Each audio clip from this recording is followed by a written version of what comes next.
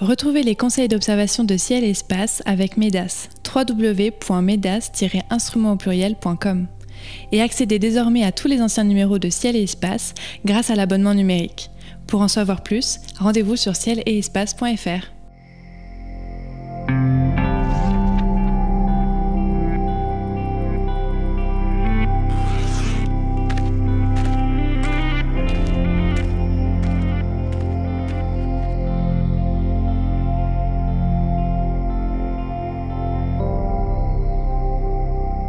Bonjour et bienvenue sur les podcasts de Ciel et Espace pour une nouvelle émission consacrée au spectacle du ciel nocturne. En ce mois d'octobre 2021, voici les objets célestes que nous vous conseillons d'observer. Saturne, qui reste très bien placé en début de mois pour être observé au télescope. Notez que son satellite Titan est à son élongation maximale le 2 octobre. L'étoile Étaléo, occultée par la Lune le 3. La Lune, justement, dont le fin croissant forme une barque le 5. Vénus, qui s'approche à 2 degrés de notre satellite le 9, et Mercure à sa plus grande élongation le 25. Mais pour commencer, j'accueille comme chaque mois Cyril Birnbaum, responsable du Planétarium de la Cité des Sciences à Paris, et Sébastien Fontaine, le directeur du Planétarium Ludiver dans la Manche. Messieurs, comment allez-vous ? Eh bien très bien, en cette fin d'été. Très bien également. Très bien, c'est parfait. Alors Sébastien, vous êtes un peu loin puisque vous êtes dans la Manche, je viens de le dire, mais on vous entend parfaitement. D'ailleurs, je vous cède la parole tout de suite puisque c'est notre habitude. Vous débutez toujours cette émission avec une anecdote liée à l'histoire de l'astronomie ou de l'espace. Et ce mois-ci, vous allez nous parler, je crois, d'Annie Jump Cannon. C'est bien ça, mais qui est cette dame ? Ah, alors enfin, on reparle un petit peu des femmes et des femmes en astronomie, pas seulement au mois de mars. Voilà, c'est reproche qu'on m'avait fait il y a quelques temps. Et donc Annie Jump Cannon, c'est donc une astronome américaine qui est née en 1863, décédée en 1941. Et donc elle a fait partie de l'équipe des calculatrices de l'observatoire de Harvard. Hein, vous savez, ce groupe de femmes employées par Pickering pour compiler un nouveau catalogue d'étoiles avec d'autres grands noms de l'astronomie au féminin comme Williamina Fleming ou encore Henrietta Leavitt. Alors Annie Jump Cannon, elle est un peu moins connue, surtout chez nous, peut-être en France. Donc elle est fille d'un sénateur américain. C'est sa mère qui va l'initier très tôt à l'astronomie. Et cette astronomie devient vite une passion chez Annie. Et puis donc cette dame va étudier la physique et l'astronomie à l'université féminine de Wesley. On est quand même à une époque où on ne mélange pas encore trop les genres à l'université. Et c'est en 1884 qu'elle retourne chez ses parents après avoir obtenu une licence en physique. Et durant les 10 années qui vont suivre, eh bien, elle va surtout se consacrer à la photographie, qui est également en plein essor à l'époque. Malheureusement, à la suite d'une scarlatine, elle va devenir sourde. Et elle va être un petit peu recluse chez elle. Elle va vraiment dévorer la littérature scientifique de son époque. Et après la mort de sa mère en 1894, eh bien, elle va commencer à donner des cours à l'université qu'elle avait fréquentée quelques années plus tôt. Et c'est à cette période qu'elle va donc rejoindre l'équipe de Pickering à l'observatoire de Harvard. Et donc ce qu'on peut dire vraiment de Annie Jump Cannon, c'est que durant toute sa carrière, 44 ans, eh bien, on estime qu'elle a classé 350 000 étoiles. Vous vous rendez compte, 350 000 étoiles. C'est gigantesque, oui. Voilà, avec ses camarades de jeu, si on peut dire, ce fameux catalogue. Et donc malgré les contraintes liées à sa condition de femme, eh bien, elle va être nommée professeure à Harvard en 1938 et c'est d'ailleurs la première femme à recevoir le titre de docteur honorifique par l'université d'Oxford en 1925. Donc voilà, un petit hommage à cette dame qui, comme d'autres, ces dames de l'ombre qui ont permis vraiment de faire un travail assez fabuleux de classement et voilà, quelque chose qui a vraiment servi aux astrophysiciens de son époque et encore d'aujourd'hui. On a d'ailleurs des photos de ce fameux observatoire de Pickering avec ses calculatrices, je crois. Il y a beaucoup de documents sur cette période. Ah oui, c'est toujours impressionnant de voir. D'ailleurs, on a toujours Pickering qui ressemble à ce maître d'école et ces dames qui sont à leur besogne alors qu'elles étaient fabuleusement intelligentes, éblouissantes, séduisantes pour certaines. Mais bien souvent, les photos ne rendent pas forcément compte de leur talent astronomique. Donc Annie Jump Cannon, c'était donc la personnalité que vous vouliez mettre en avant en ce mois d'octobre 2021. Alors on passe à l'observation du ciel avec Saturne qui est encore intéressant intéressante en ce début de mois. Le 2, son gros satellite Titan sera à l'élongation maximale ouest. Justement, Sébastien, c'est l'occasion de visualiser le rayon de l'orbite de Titan autour de Saturne et de constater qu'il tourne assez loin, non ?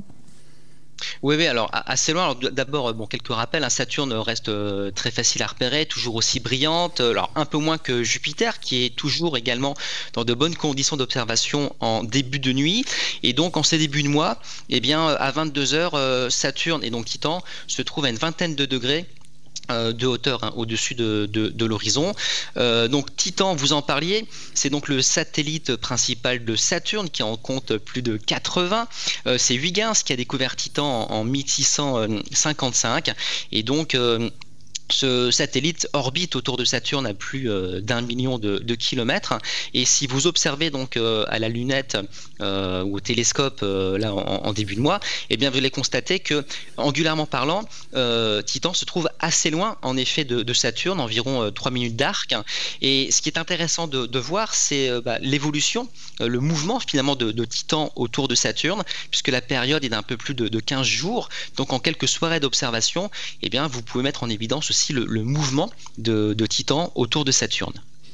Alors on peut parler aussi de Saturne puisque cette planète est encore bien visible, elle a été à l'opposition cet été. Parlons un peu de sa surface. Alors elle présente un peu moins d'intérêt évidemment sa surface que celle de Jupiter, avec ses bandes et sa grande tache rouge et puis ces phénomènes parfois intéressants. Je crois que cet été, en septembre, on a observé une collision d'ailleurs sur Jupiter. Il s'y passe des choses, une collision sans doute d'astéroïdes.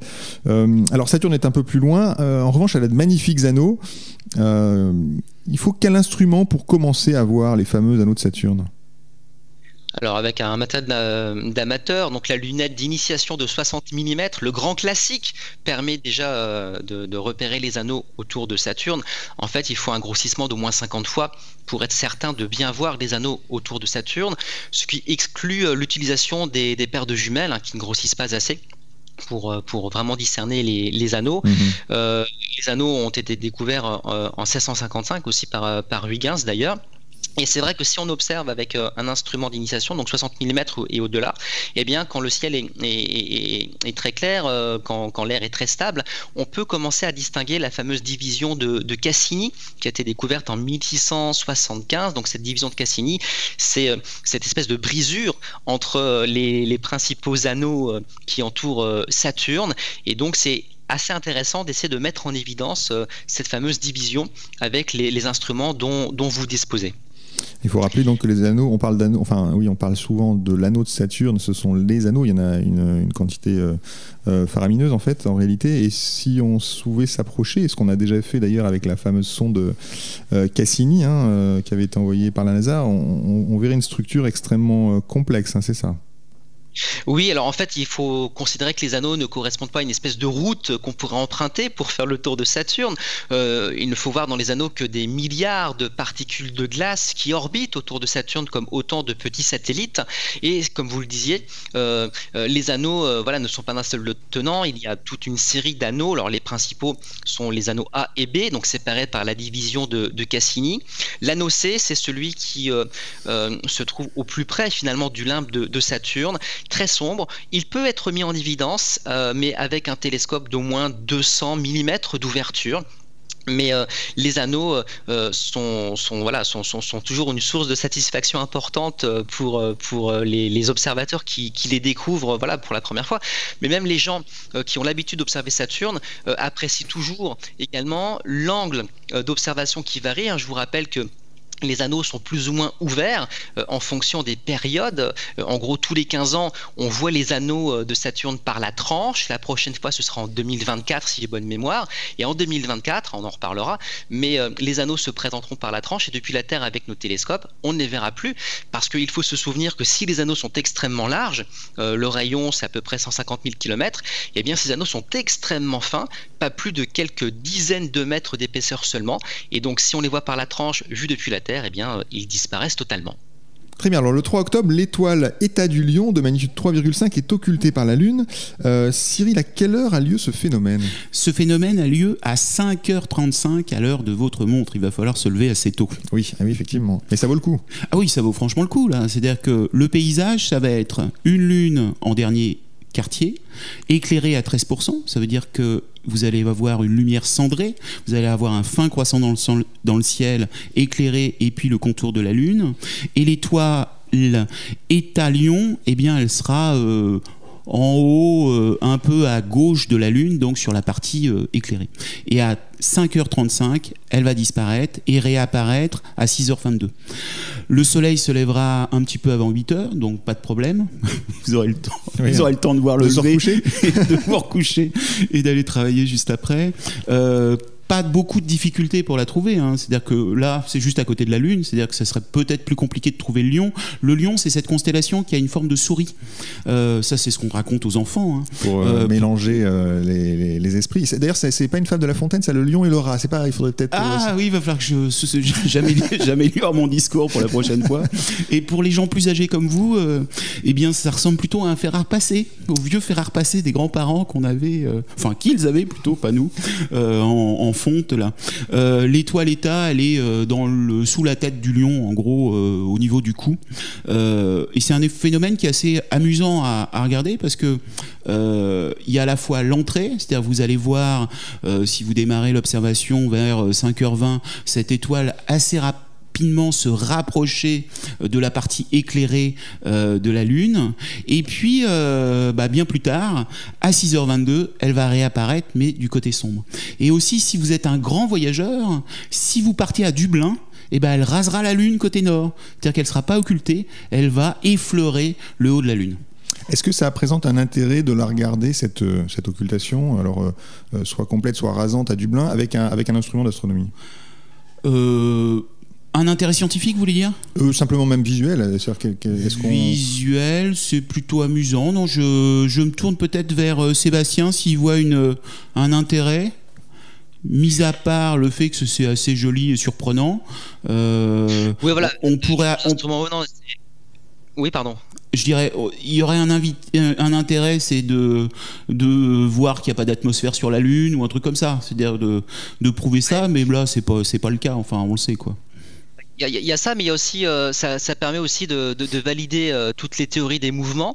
Et je trouve ça toujours fabuleux que là, aujourd'hui, voilà, on parle un petit peu des choses à venir, à observer. Et donc, on va pouvoir vérifier, chronomètre en main, que le phénomène va bien débuter aux horaires indiqués tout à l'heure, donc 5h35 si j'ai bien noté. Et donc ça, c'est toujours intéressant de confronter l'observation à la théorie.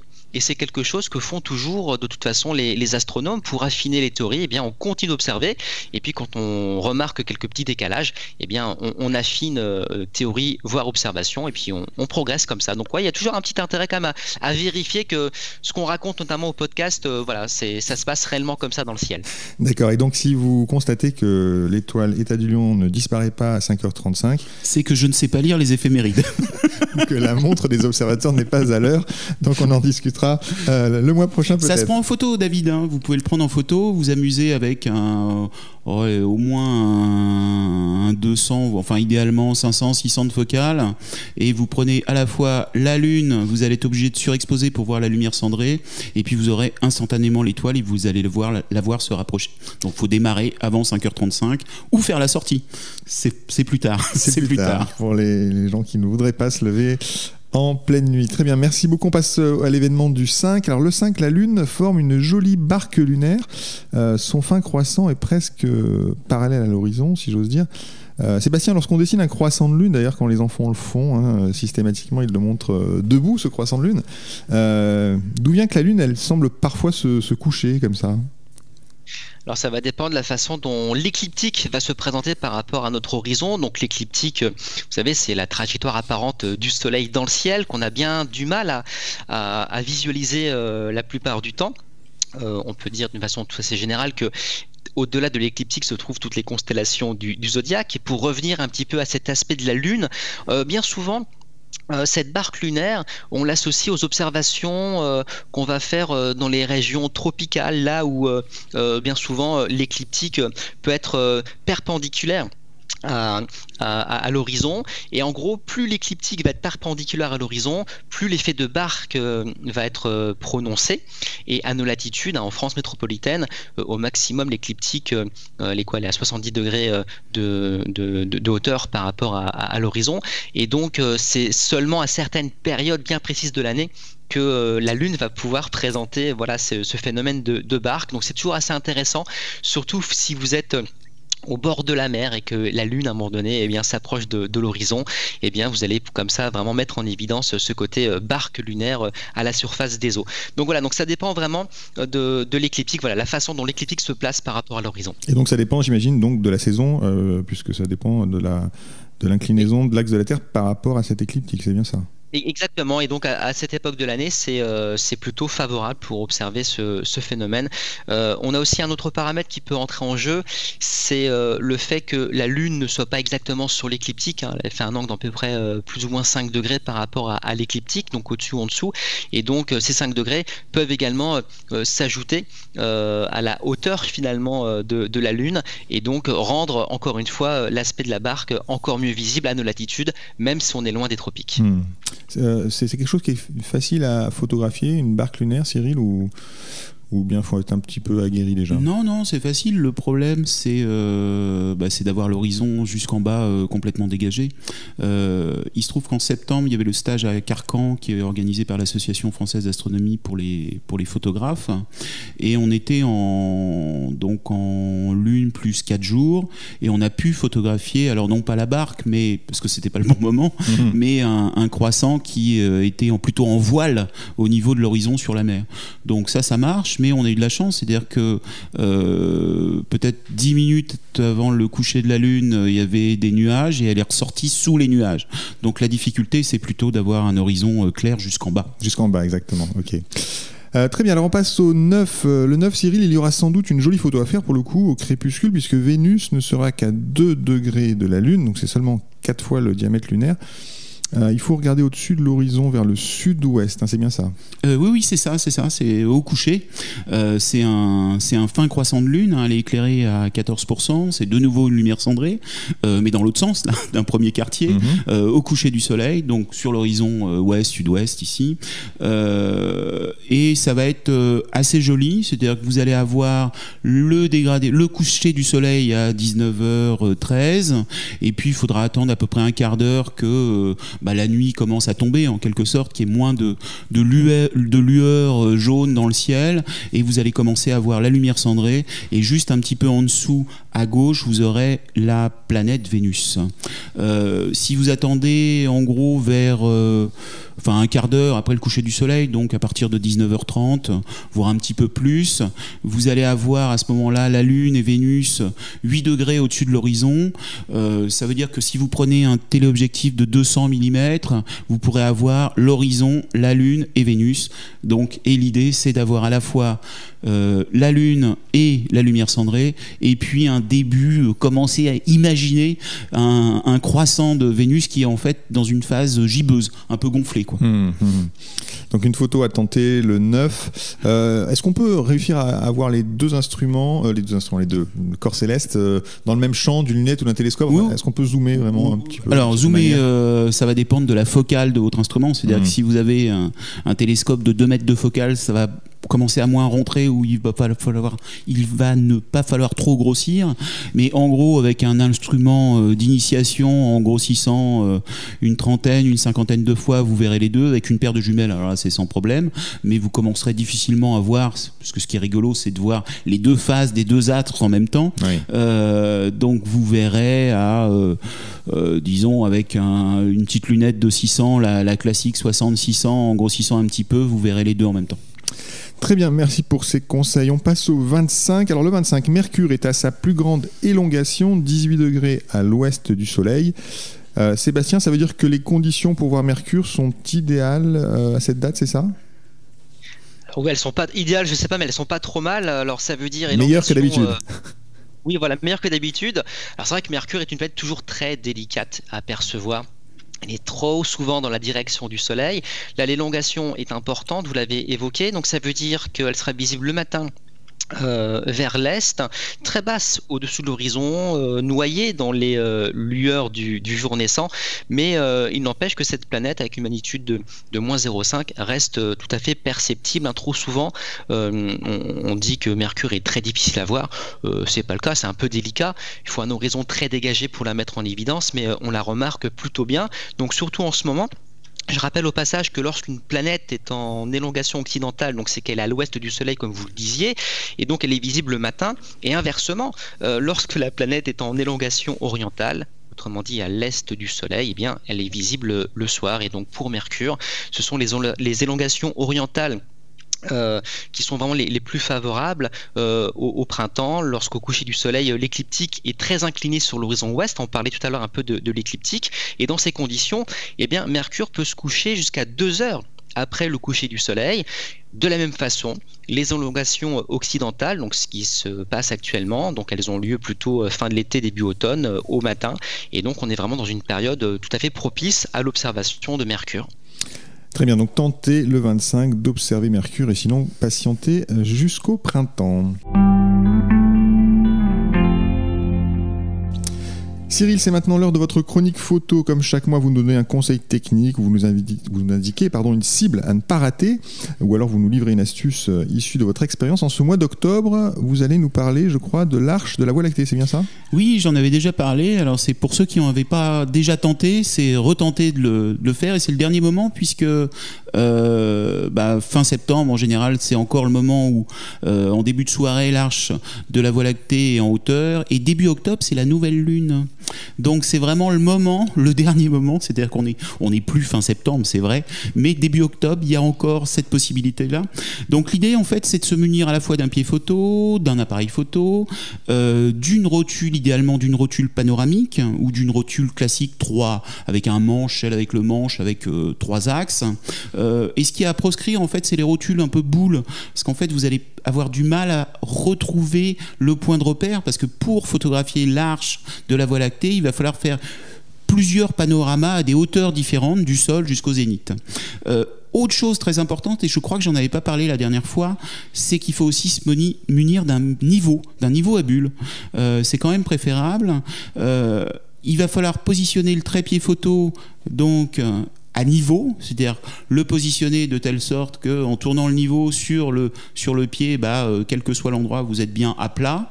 Ensuite, il y a la rotule qui vient s'intercaler, et il va falloir faire une série de photos comme ça, plutôt avec un grand angle, donc idéalement un grand angle qui ne déforme pas, un 14 mm, donc il y a toutes les marques en fond, et il va falloir faire une série qui va être, en gros, vous pouvez avoir jusqu'à une douzaine de plans au niveau du sol, parce que vous allez recouvrir chaque photo d'à peu près un tiers.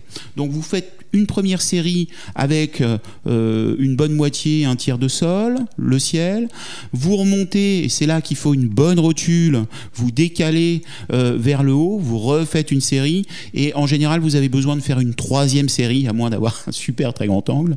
Vous avez comme ça 3 séries d'images, et à partir de là il va falloir faire le traitement d'image. Alors il y a plusieurs logiciels gratuits, il y en a un qui en temps normal marche tout seul, c'est ICE, donc il marche que sous Windows, donc c'est un logiciel de Microsoft, et il suffit d'incorporer le groupe d'images que vous avez faites dans le logiciel, et il vous sort directement le panorama. Ça, c'est si tout se passe bien, ce qui n'est pas toujours le cas. Donc sinon, il y a d'autres logiciels, entre autres, bon, il y en a des payants bien sûr, mais il y a Huggin qui est un logiciel libre, et ce qui est intéressant dans ces logiciels payants ou Huggin, c'est que vous avez la possibilité de mettre des points d'assemblage, c'est-à-dire que quand il n'y arrive pas tout seul, vous donnez des références à chaque photo pour qu'il se recale une photo sur l'autre, et logiquement vous devriez arriver à vous en sortir. Super, et donc si vous arrivez à faire une belle photo de l'Arche de la Voie lactée, envoyez-la à l'adresse ouvertlanuit@cielespace.fr, et elle sera peut-être publiée dans le magazine.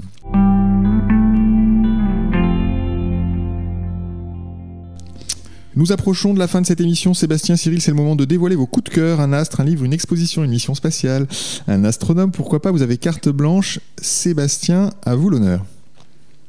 Alors aujourd'hui, je vais reparler un petit peu de science-fiction avec un auteur que j'aime bien qui s'appelle Greg Egan, et donc c'est un roman que je viens de terminer. Ça s'appelle Cérès et Vesta. Et donc on imagine que les 2 astéroïdes dont on parle parfois dans Ciel et Espace, donc ces astéroïdes ont été colonisés par l'homme, bien sûr c'est de l'anticipation, on l'imagine, et ces 2 mondes sont un petit peu opposés, et les gens qui vivent sur ces 2 astéroïdes vont troquer de la glace contre de la roche. Alors je ne peux pas trop divulguer les intrigues, mais elles sont nombreuses dans ce petit roman qui fait une centaine de pages, et j'aime beaucoup ce type de science-fiction où on est un petit peu dans la hard science, c'est-à-dire que évidemment c'est de l'imaginaire, mais on est vraiment sur des choses tout à fait concrètes, tout à fait plausibles sur le plan technique, et donc voilà, c'est très intéressant de suivre un petit peu l'évolution de ces 2 colonies que tout oppose, et que voilà, certains éléments vont peut-être partiellement réunir. Donc Greg Egan, Ceres et Vesta, un tout petit bouquin, voilà, une centaine de pages que je vous invite à lire dans les semaines à venir, en préparant peut-être aussi les prochaines observations de Cérès, puisque parfois on peut tenter de percevoir cet astéroïde. On pourrait en reparler dans les mois prochains. En tout cas, Greg, effectivement, si vous aimez le mélange d'imaginaire et de science rigoureuse, c'est un auteur incontournable. Cyril, quel est votre coup de cœur ce mois-ci ? C'est un week-end à Paris. Ah bah oui. Forcément, oui. Pour le Festival des Infinis, c'est ça ? Voilà, Festival des Infinis. Et donc, faut venir à Paris, faire un week-end et suivre les visites du patrimoine, en fait, des randonnées dans Paris qui sont hyper intéressantes, avec des gens passionnants qui vous emmènent. J'en avais suivi une l'année dernière sur les cadrans solaires. On partait de Cluny, on remontait au Collège de France, on passait à la Sorbonne, et surtout, alors là c'était magique, à la fin de la journée j'ai pu dire je suis rentré dans les grands lycées parisiens, puisqu'on visitait Louis le Grand et Henri IV, avec des cours magnifiques, et on voyait tous les cadrans solaires en fait qui étaient installés. Donc il y a ce genre de visite, donc balade avec donc un spécialiste des cadrans solaire, voire ils étaient 2 même ce jour-là, qui vous emmènent, qui vous racontent plein d'anecdotes à la fois sur les bâtiments, à la fois sur les scientifiques qui habitaient à tel ou tel endroit ou ce qui s'est passé, et puis ça finit toujours par la même histoire. Alors je pense que Sébastien la connaît par cœur, c'est-à-dire qu'il y a eu la restauration du cadran solaire et ils ont décalé soit le stylet, soit ils ont rajouté un trait en plus, etc. Donc c'est toujours assez amusant en fait de voir que ce cadran solaire initialement fonctionnait, maintenant il fonctionne beaucoup moins bien. Donc il y a ce genre de balade et je vous invite vraiment à la faire. Je suis même sûr que c'est sur inscription vu que je m'étais inscrit. Festival des 2 Infinis, mais aussi vous avez les astronomes et les mathématiciens des cimetières. Vous vous retrouvez au Père-Lachaise, vous vous retrouvez au cimetière Montparnasse. Vous avez aussi des balades qui vont du Louvre à l'Observatoire de Paris et qui partent d'ici même du parc Montsouris, où il y avait donc la station météo, etc., le Méridien, enfin qui est toujours d'ailleurs, et vous allez aussi jusqu'à l'Observatoire de Paris. Donc passionnant. Tout ce mois a aussi des conférences, enfin plein d'activités, et vous le retrouverez sur le site de l'AFA à Festival des 2 Infinis. Parfait, écoutez, merci. Les éphémérides radio de Ciel et Espace sont terminées pour ce mois-ci. Vous trouverez d'autres conseils d'observation dans le magazine, disponibles en kiosque ou sur cielespace.fr. Merci à Cyril Birnbaum et à Sébastien Fontaine pour leur participation à cette émission. Merci à Nicolas Franco qui la réalise. Elle était présentée comme chaque mois par David Fossé. Bonnes observations à tous. Profitez du jour de la nuit, c'est le 9 octobre, on n'en a pas parlé. C'est un moment vraiment important pour sensibiliser à la pollution lumineuse, à la biodiversité. Donc c'est le 9 octobre. Connectez-vous sur par exemple afastronomie.fr pour en savoir plus. Bonnes observations à tous et rendez-vous le mois prochain.